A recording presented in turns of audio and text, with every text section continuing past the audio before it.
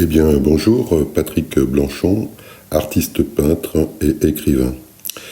Aujourd'hui, j'ai envie de te parler de plusieurs choses, mais principalement de la perfection et de la contemplation. Alors, toujours en lien avec ce podcast que je suis en train de réaliser sur la thématique de la créativité. Alors, c'est une approche qui est...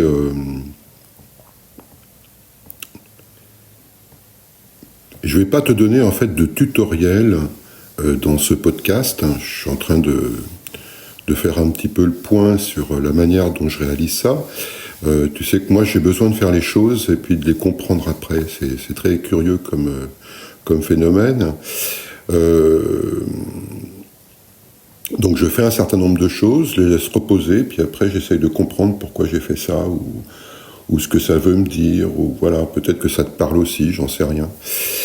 Du coup, je crois que ça a commencé hier dans la journée. J'ai commencé à réfléchir autour de la période actuelle, là, qu'on est tous en train de vivre, ce confinement, ces élections américaines, cette angoisse propagée un petit peu à la façon de... Encore un petit peu, tiens. Comme un virus, quoi, en fait. En fait aussi, il faudrait que je l'élimine. Donc, contemplation de la perfection, en fait. Qu'est-ce que ça pourrait vouloir dire, contempler la perfection? Alors, comme d'habitude, il faudrait aller chercher déjà dans chaque mot ce que ça peut vouloir signifier. Et parce que je crois qu'on est, en tant que créatif ou créateur, que tu sois musicien, que tu sois sculpteur, que tu sois peintre, que tu fasses même du contenu, si tu veux, pour Internet, il y a toujours un moment, si tu veux, où tu es bloqué par quelque chose. Et en fait, ce blocage, de quoi est-il constitué, en fait? Je pense que c'est toujours une distance avec l'idée de perfection qu'on se fait chacun de nous. On voudrait que les choses qu'on produit soient parfaites. Souvent, c'est souvent le cas. Et si on débarrasse en fait cette idée de peindre, de faire de la musique, de sculpter, de cette idée de perfection, on a l'impression en fait qu'il nous manque quelque chose d'important, qu'on est à la limite de l'escroc ou du truand. Et qu'on a quitté un petit peu les rails, en fait, du moteur principal qu'on avait au départ. Alors, qu'est-ce que ça veut dire, en fait, que cette idée de perfection? Je crois que j'en ai déjà parlé, en fait, dans un autre podcast que j'avais commencé il y a 1 an, et moi, je ne l'ai pas réécouté, ce podcast, mais ça serait peut-être intéressant de le réécouter pour voir ce que je disais à l'époque, et pour voir aussi, pour mesurer peut-être un écart avec ce que je pense aujourd'hui. Mais je pense pas que j'ai beaucoup d'écart finalement avec ce que je pensais déjà il y a 1 an. Je pense que la perfection est liée à tout ce qui est. À partir du moment où une chose est, elle est parfaite intrinsèquement, j'ai envie de dire ça. Alors après, il faut s'entendre sur ce que j'appelle les choses. Les choses, ça peut être une œuvre d'art. Alors une œuvre d'art, elle peut être parfaite parce qu'on en retire... comme je disais, une qualité de silence particulière qui nous rappelle en fait notre propre silence personnel. Mais est-ce que ça s'arrête là, la perfection? Non, ça s'arrête pas uniquement dans une œuvre d'art. La perfection, elle est partout. Elle est dans chaque événement en fait qui se produit, elle est dans chaque mot que tu entends, elle est dans chaque brin d'herbe, elle est dans chaque... mouvement du vent, elle est dans l'écoulement de l'eau, elle est dans tout, à mon avis. À partir du moment où tu peux regarder tout ce que tu vois autour de toi, tout ce qui est, c'est parfait.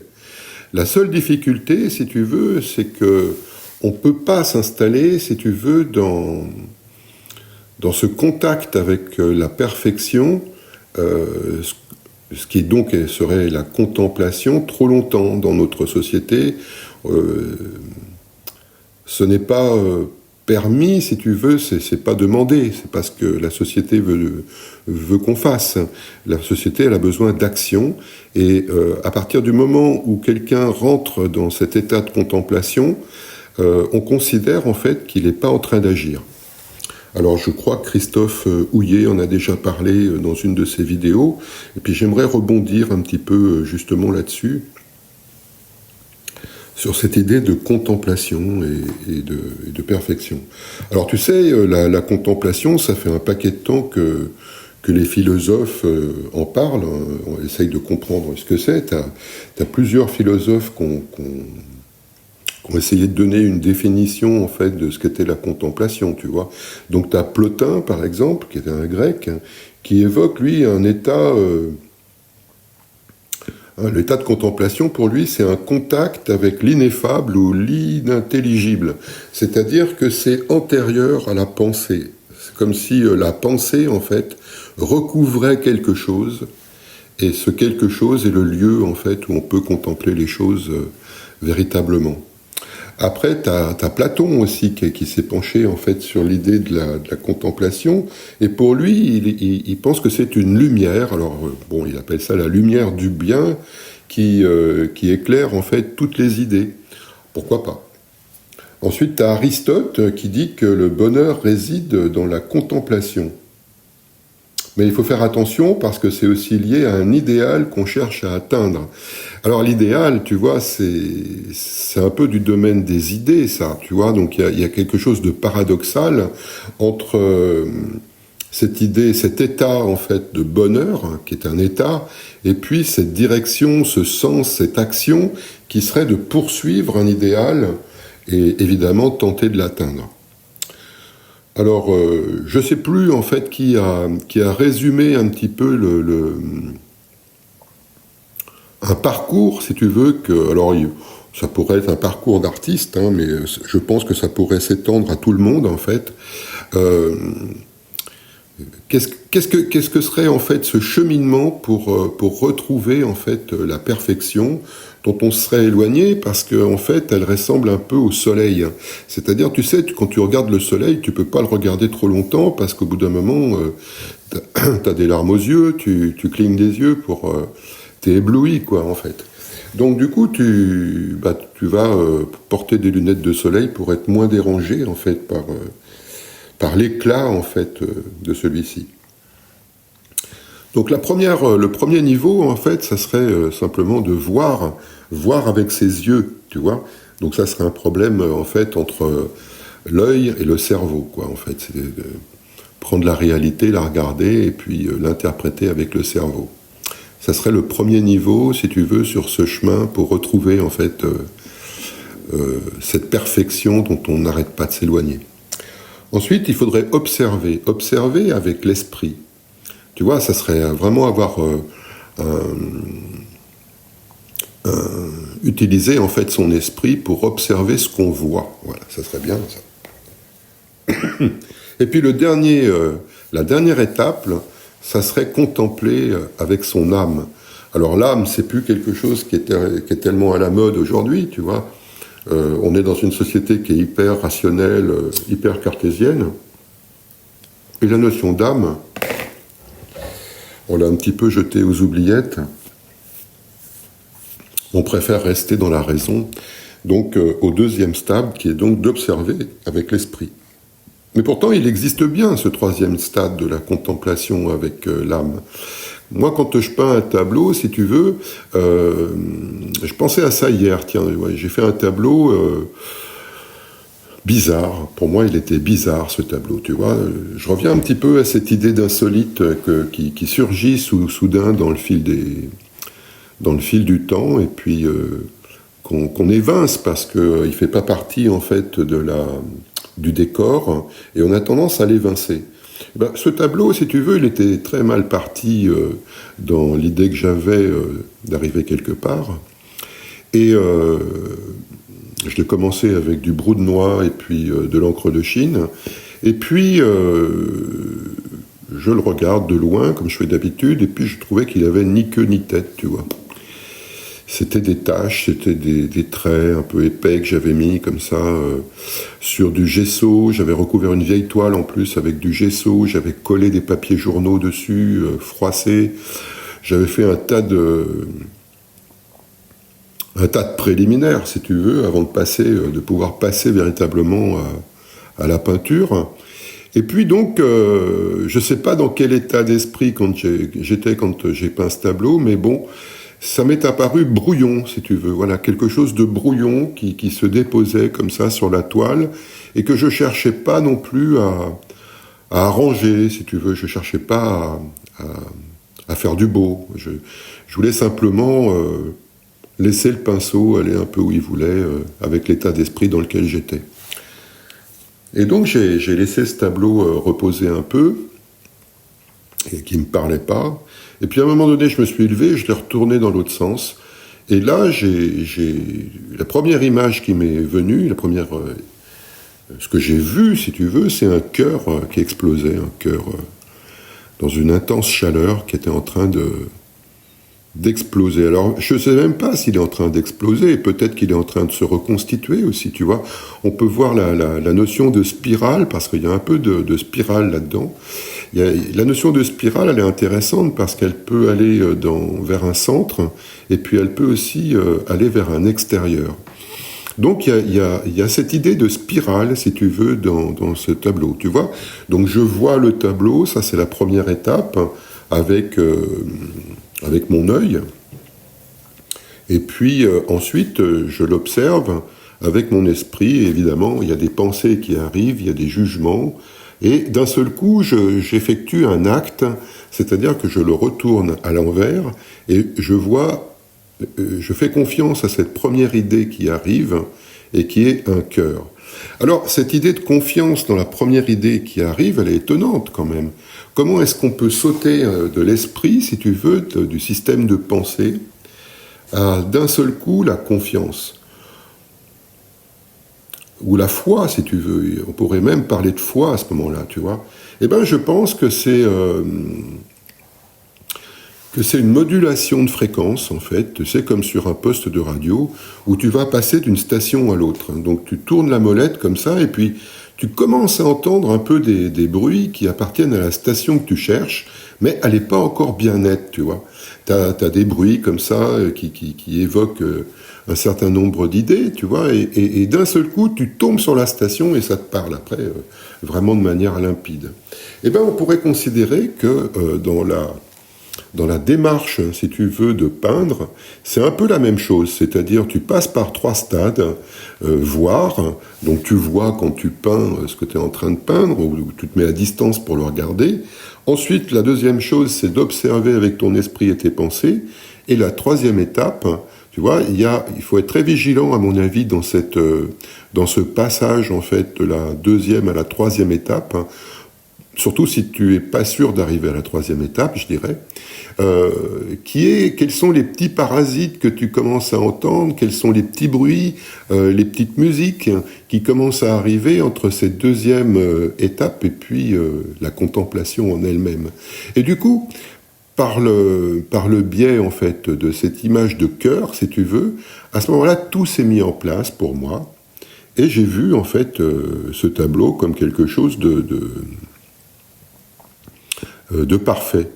Alors ça va paraître peut-être prétentieux ce que je dis, hein, mais parfait dans le sens où ça existe, hein, si tu veux. C'est pas parfait parce que c'est moi qui l'ai fait. C'est pas parfait parce que je suis un super artiste et que d'un seul coup j'arrive en 3 temps, 3 mouvements à faire quelque chose d'extraordinaire. Non, c'est pas ce que je suis en train de dire. Attention, c'est parfait parce que d'un seul coup j'ai accepté que ce tableau existait. Et ce tableau existe, il est là en face de moi, je le mettrai certainement sur la vignette de cette émission, mais voilà ce que je voulais te dire concernant en fait aussi tout ce qui peut nous freiner dans ce processus créatif, si tu veux, quand on réalise un tableau, et à partir du moment peut-être où on comprend mieux les étapes, à partir du moment où on sait qu'on peut passer ainsi par 3 phases, celle de voir, si tu veux, qui est peut-être assez assez subjective ou même neutre, pourquoi pas à la limite. On voit ce qu'on vient de faire. Tu vois, tu fais quelque chose, tu as le résultat immédiat. Donc tu vois, voilà. Ensuite, tu observes, donc tu commences à émettre des jugements, tu commences à avoir des pensées sur ce que tu fais, tu l'analyses, etc. Arrivent à ce moment-là toutes les polarités, c'est-à-dire le bien et le mal, le laid et puis le beau. D'ailleurs, en passant, il y a une phrase aussi qui m'avait beaucoup fait réfléchir en lisant un petit recueil d'haïkus, tu sais. Alors, c'était pas des haïkus, c'était des petites histoires zen, tu sais. Je pense que c'est Taishen Deshimaru qui avait rassemblé ça dans un bouquin qui s'appelle Le bol et le bâton. Et il parle en fait, alors peut-être que je me trompe complètement de référence, tu sais, ça m'arrive aussi, hein. Mais peu importe. L'essentiel, c'est cette phrase en fait qui disait tout le monde parle du beau et ça devient le laid. Tout le monde parle du laid et ça devient le beau. Alors cette phrase, elle est étonnante, tu vois. Alors moi j'adore, si tu veux, tout ce qui est taoïsme, zen, etc., parce que ça fonctionne souvent en paradoxe. C'est-à-dire le paradoxe, c'est deux idées comme ça qui se coagulent, si tu veux, pour en donner une troisième, mais une troisième que tu n'arrives pas à... que ta pensée n'arrive pas à capter. Tu sens qu'elle est là, cette troisième idée, mais tu n'arrives pas à capter avec les moyens usuels, en fait, en réfléchissant. C'est plus un choc, si tu veux, c'est plus D'ailleurs, souvent, c'est comme ça que les apprentis, quand ils vont dans les monastères, etc., découvre en fait l'illumination. C'est pas par la réflexion qu'il la découvre, l'illumination. C'est plus un choc, si tu veux, qui va les extraire d'un système de pensée et qui va les projeter vers une autre réalité. Une réalité qui pourrait très bien s'appeler cette perfection dont je parle. Voilà. Et du coup, cette phrase me revient, tu vois, parce que tout le monde parle du beau et ça devient le laid. C'est ce qui se passe un petit peu, si tu veux, sur les réseaux sociaux, tu vois, à partir du moment où tout le monde est d'accord, où il y a un consensus, si tu veux, pour dire qu'une chose est belle, on réfléchit même plus personnellement pour se le dire. On est complètement envahi par une espèce de pensée commune. Alors, revenons à la base de cette histoire de pensée commune. Qu'est-ce que ça peut être que cette pensée commune, en fait? C'est une habitude, en fait, qui s'installe progressivement, qui envahit, en fait, les cervelles, pour décider, en fait, d'un beau qui soit acceptable, qui soit tranquille, hein, qui soit une manière de considérer la perfection, mais de manière étriquée, je dirais. Non, la perfection, elle n'est pas uniquement dans ce que nous, collectivement, on peut considérer comme beau, elle est aussi dans le laid, elle est dans les deux. Parce qu'en fait, ces deux mots ne sont que des mots, ce sont des catégories dans lesquelles nous enfermons, en fait, les événements, les pensées, les actions que nous effectuons. Et la perfection n'a pas grand-chose à voir avec tout ça, en fait. La perfection est dans ce qui est, simplement. Elle n'est pas dans autre chose. Donc, pourquoi j'en suis venu à parler de ça aujourd'hui? C'est parce que, alors je te raconte un peu ma vie, hein, à chaque fois, tu vois. Mais hier, j'écoutais tu sais que je suis, moi, pas mal de formations en ligne, notamment sur le marketing. C'est quelque chose qui m'est apparu comme une évidence il y a à peu près 2 ans. Donc, j'ai été voir pas mal de grands noms du marketing sur Internet. Et puis, petit à petit, j'ai acheté certaines de leurs formations. Et puis, il y a eu des moments où ça a matché, puis d'autres moments où ça n'a pas matché avec moi, parce que tu commences peut-être à me connaître. Je suis assez indépendant, donc du coup, dès que j'essaye de m'éloigner un petit peu de mon système de pensée habituel, c'est même pas un système de pensée, c'est de mon instinct, si tu veux. Je peux avoir un engouement pendant quelque temps pour une idée, si tu veux, qui peut paraître séduisante, et puis à un moment donné, je fais retour, en fait, sur moi-même en me disant oui mais cette idée c'est celle de l'autre en fait, tu vois, ça fonctionne pour lui, ok très bien, mais c'est pas dit que ça fonctionne pour moi, et c'est souvent le cas d'ailleurs. C'est-à-dire que ça me permet moi en même temps, si tu veux, de mieux me conforter par les échecs que je rencontre en fait au travers de toutes ces formations. Ça me permet de moi mieux comprendre en fait ce que je veux ou ce que je ne veux pas, tu vois. Voilà, donc ça c'est une petite parenthèse. Et donc, non, j'ai pas terminé, et j'oubliais donc l'essentiel. C'est que, en fait, j'écoutais une fille qui a une chaîne YouTube, en fait, qui a une chaîne YouTube, et sa thématique, en fait, c'est d'analyser, en fait, les formations en ligne. Alors, c'est bon, pourquoi pas, tu vois. Et donc, elle reprenait, en fait, parmi les diverses formations qu'elle a suivies, des formations que moi-même j'avais suivies avec des personnes particulières que je ne vais pas citer. Et elle disait, donc, je vais donner les avantages et je vais donner les inconvénients, en fait, de ces formations. Et donc, elle en fait un contenu, si tu veux, c'est bon, pourquoi pas. Mais quelque chose m'a gêné, en fait, là-dedans, tu vois. Quelque chose me gêne parce que pourquoi le rendre public, tu vois? Elle pourrait très bien, en fait, faire sa propre analyse, qu'elle fait très bien d'ailleurs, hein, sur ce qu'elle a éprouvé, sur ce qu'elle a ressenti, et puis l'envoyer directement, en fait, au destinataire, sans avoir la préoccupation de le rendre public. Après, c'est vrai que maintenant, la mode est d'avoir des avis sur tout. Dès que tu vas acheter un produit, tu as une kyrielle de commentaires pour te dire si vraiment ce produit est bien ou pas bien, etc. Tu as beaucoup maintenant de commentaires, d'avis, etc. À chaque fois que tu vois quelque chose, notamment sur Internet. Et ça fait réfléchir aussi, parce que, du coup, il y a une notion de risque, si tu veux, qui est biaisée, si tu veux. Avant, quand tu entrais dans un magasin, t'achetais quelque chose, tu pouvais avoir fait une recherche préalable, bien sûr, sur ce que ce produit avait comme avantage ou comme difficulté ou comme inconvénient, mais l'acte d'achat était beaucoup plus spontané, et puis tu faisais ta propre expérience, si tu veux, de cette acquisition. T'allais pas chercher chez Paul, Pierre et Jacques leur avis de manière à pouvoir acheter en fait ce dont tu avais besoin, parce que pour toi tu avais cette croyance en fait que tu en avais besoin, tu vois.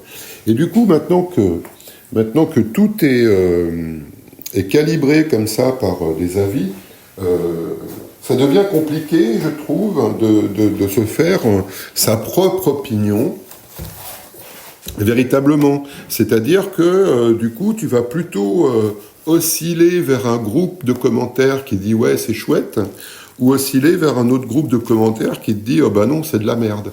Tu vois, tu vas pas faire cet effort, en fait, toi, en toi-même, de te dire « mais franchement, j'ai acheté ça ». Quels sont les bénéfices pour moi, véritablement, ou quels sont les inconvénients pour moi que j'y ai découvert? Non, tu vas toujours essayer de te fédérer, en fait, à des avis extérieurs. Et ben, en peinture, si tu veux, c'est un peu la même chose. Quand tu te retrouves face à ta toile, si tu vas chercher, en fait, des avis extérieurs, pour mon compte, tu te plantes un peu, tu vois, parce que du coup, en allant chercher des avis à l'extérieur, tu fais l'économie de ton propre avis. Et ton propre avis, c'est quand même l'essentiel, je pense, pour quelqu'un qui veut peindre ou qui veut faire de la musique, etc. Tu as bien quand même en toi ce discernement suffisant pour savoir, en fait, si c'est bon ou pas bon pour toi, pour ce que tu recherchais. Et après, tout se joue là-dedans, si tu veux, dans dans ce dialogue avec toi-même, et je pense que justement ça peut te mener à comprendre ces deux mots en fait un peu mieux, qui sont en fait la perfection et la contemplation. En fait, il faut abandonner beaucoup de choses pour arriver à ça. Hein. Je dis pas que c'est simple, parce que ça veut dire qu'il faut abandonner en fait la recherche d'amour à l'extérieur. Il faut abandonner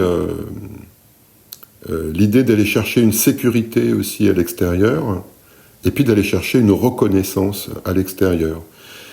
Il faut faire marche arrière, et puis ces trois éléments, il faut les transmuter pour que tu arrives à les trouver au fond de toi.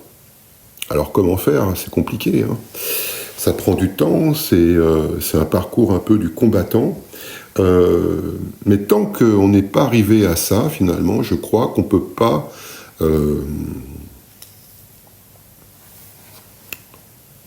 je crois qu'on peut pas créer véritablement quelque chose. Voilà. Bon, ça a l'air encore embrouillé, ce que je suis en train de dire. Mais j'espère que peut-être, si tu écoutes cette émission, toi qui es dans la même problématique, tu vas le comprendre. Ou tu vas le saisir. Voilà. Alors, par esprit de justesse, hein, si tu veux, je pourrais me poser moi-même les questions, ces questions que je me suis posées par rapport à cette fille qui fait de l'analyse de formation et qui publie ça sur YouTube. Je pourrais me poser les mêmes questions du pourquoi, en fin de compte, moi je fais ce podcast sur la créativité, pourquoi je te livre autant de choses dans ces émissions, et ça pourrait me paraître suspect.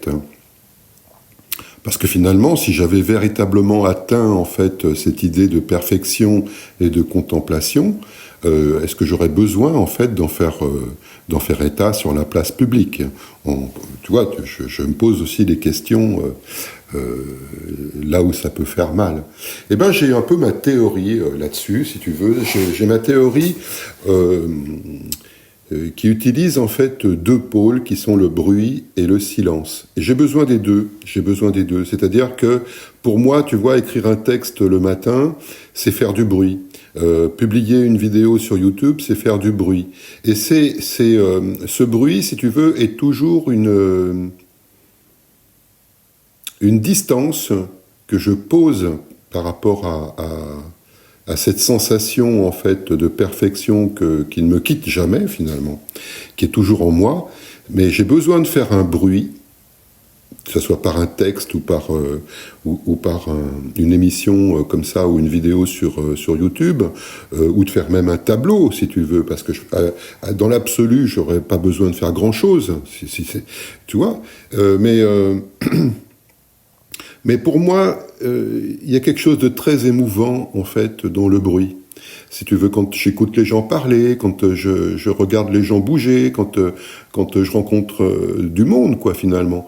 Ce bruit par rapport à ce silence, en fait, que m'apporte, moi, l'idée de perfection, je trouve tout ça très émouvant. Alors, il y a des bruits plus ou moins sympathiques, il y a des bruits plus ou moins qui vrillent les oreilles, il y a des bruits mélodieux, il y a de tout, si tu veux. Mais ça reste quand même, comme je disais, c'est pas dans... tu peux pas te cantonner à une catégorie de beau et de laid. Faut considérer tout ça comme un ensemble, si tu veux, qui est cet éloignement par rapport à la perfection qu'on ressent tous. On l'a tous au fond de nous, je pense, ça, cette idée de perfection. Ce qui nous manque, c'est le temps de la contemplation. Ce qui nous manque, c'est ça, tu vois. Je crois que si on prenait un peu de temps pour faire ces trois opérations, tu vois, dont je parlais, pour voir, observer et contempler, on découvrirait en fait trois niveaux en nous-mêmes avec lesquels on peut jouer. On peut jouer avec ces trois niveaux. Et faire du bruit, ça peut devenir faire de la musique, hein, si tu veux. C'est peut-être ça aussi qui qui m'attire, moi, si tu veux, plutôt que quelque chose. Alors, il y a certainement quelque chose d'un peu égocentrique. Hein, tous les créateurs sont un peu égocentriques, mais au-delà de ça, si tu veux, je peux pas me contenter de ça non plus. Pour moi, c'est aussi l'envie de partager en fait ce que je découvre avec ces réflexions, avec ce bruit que je fais moi-même, d'essayer de le partager avec d'autres, comme un musicien partage sa musique, comme un peintre partage ses peintures, parce qu'à un moment donné, si tu veux, le garder pour soi, finalement, n'a aucun intérêt. Ce que tu découvres comme ça, il vaut mieux l'évacuer à l'extérieur, le donner, tu vois, carrément, plutôt que qui grossissent finalement en soi et finissent par obscurcir cette idée de perfection qui est toujours là. Donc je crois que c'est un processus aussi de nettoyage enfin que moi je me suis donné depuis maintenant 2 ou 3 ans, de produire comme ça chaque jour un certain type de bruit, de manière à la fois à m'écarter en fait du silence et pouvoir y revenir ensuite en toute débarrassé en fait de buts qui ne seraient pas des vrais buts quoi en fait, voilà. Je sais pas si je suis bien clair encore là-dessus, mais bon, j'essaierai de m'améliorer la prochaine fois. Allez, je te souhaite une bonne journée et puis à la prochaine. Salut.